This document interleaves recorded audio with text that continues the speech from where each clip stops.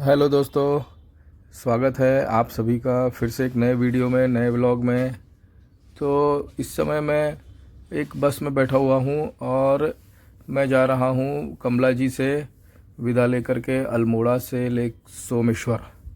तो भाई कमला जी ने बहुत अच्छी आवभगत की हमको और बहुत ही अच्छा खाना खिलाया और हर चीज़ की सुविधा उन्होंने दी हमको। अब हम सोमेश्वर की ओर जा रहे हैं अपने अगले पड़ाव। और सुबह सुबह हमने कमला जी का एक वीडियो शूट भी किया जिसकी क्लिपिंग आपको दिखा चुका हूँ मैं पहले ही।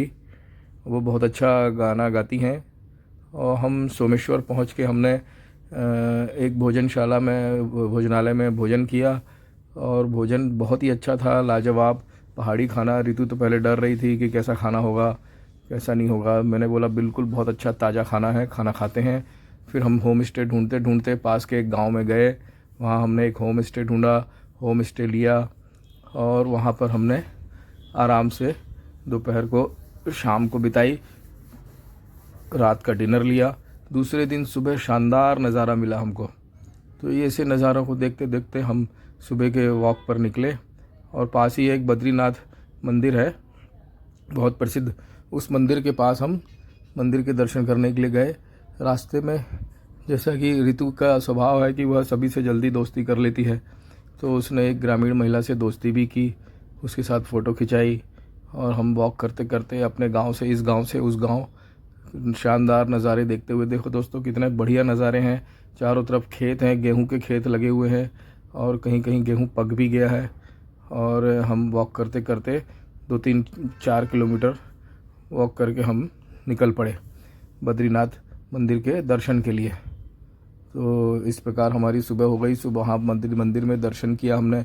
लेकिन एक चीज़ हमको बहुत बुरी लगी वहाँ पर। हमने वहाँ के पुजारी से बात भी की कि वहाँ पर ग्रामीण जो भी है, अभी कुछ लोग जो वहाँ पर नदी में बह के भी आता है, कुछ कचरा नदी में पड़ा हुआ था, तो हमको वो अच्छा नहीं लगा। तो हमने बोला हम आएंगे और अपने कुछ दोस्तों को लेकर के आएंगे और कुछ इसमें साफ़ सफाई का कार्यक्रम करेंगे।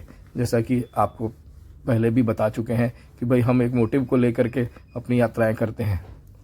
तो मंदिर में दर्शन करने के बाद हम वापस आए। वापस आने के समय हमने बढ़िया बढ़िया तस्वीरें निकाली और शानदार नज़ारे थे। मौसम का तो क्या ही कहना, मौसम तो बहुत ही अच्छा था यहाँ पर।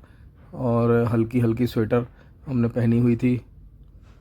और वापसी आने के बाद फिर हम वहाँ से कौसानी के लिए निकले और इस बार कुछ अलग ही करने का मन था, तो हमने एक ट्रक में लिफ्ट ली और वहाँ कौसानी पहुँच करके हमको मिले होटल जीतू के मालिक जोशी जी, जो कि 60+ के हैं और बड़े ही खुशदिल मिजाज व्यक्ति हैं। और वापसी में फिर हमको वहाँ से एक सड़क पर सांप भी मिला।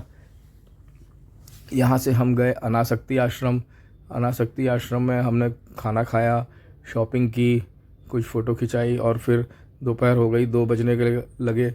तो मौसम बिगड़ने लगा थोड़ा थोड़ा पहाड़ों पर, जैसे कि आप जानते हैं कि मौसम बिगड़ने लगता है। तो हमने वापसी की राह पकड़ी और वापसी में भी हम पैदल ही चल पड़े। हमने ऑटो, टैक्सी या बस का इंतज़ार नहीं किया और नज़ारों का लुत्फ़ उठाते हुए हम पैदल ही अपनी यात्रा को आगे बढ़ाते हुए चल पड़े। तो आगे हमको फिर भी थोड़ी दूर चलने के बाद एक ट्रक वाले भैया ने पुनः फिर से लिफ्ट दे दी और लिफ्ट लेकर के हम वापस सोमेश्वर पहुंच गए। यहाँ पर हमने गांव में एक लोहे का पुल देखा और उसके बाद एक 40 साल पुराना गुलाब का पौधा भी देखा। अब उसको पौधा ही कहेंगे क्योंकि हाइट कम होती है।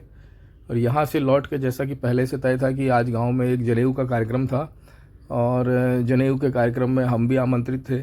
तो ये एक्चुअली वो महिलाओं का ही कार्यक्रम था, लेकिन मैं चूँकि गांव में मेहमान था तो इसलिए मेरी उपस्थिति वहाँ को नज़रअंदाज किया गया। मैंने भी एंजॉय किया। हालांकि मैंने डांस नहीं किया क्योंकि मुझे नहीं आता, लेकिन ऋतु ने भरपूर डांस किया वहाँ पर। और उसके लिए तो ये एक सोने पे सुहागा वाली बात थी। उसको सभी से मिल करके बहुत अच्छा लगा और अपने सारी की सारी वो एनर्जी जो है उन्होंने वहाँ पर खर्च की और अच्छे दोस्त भी बनाए। फिर हम यहाँ से वापस अपने होम स्टे पे आ गए और रात्रि विश्राम यहीं किया हमने। तो दोस्तों, वीडियो को अंत तक देखने के लिए आपका बहुत बहुत धन्यवाद। और पसंद आए तो आप ज़रूर अपने दोस्तों को शेयर करें और लाइक और सब्सक्राइब ज़रूर करें। इसी प्रकार यात्रा चालू रहेगी, आपको वीडियोस दिखाते रहेंगे। बहुत बहुत धन्यवाद। आपका दिन शुभ हो।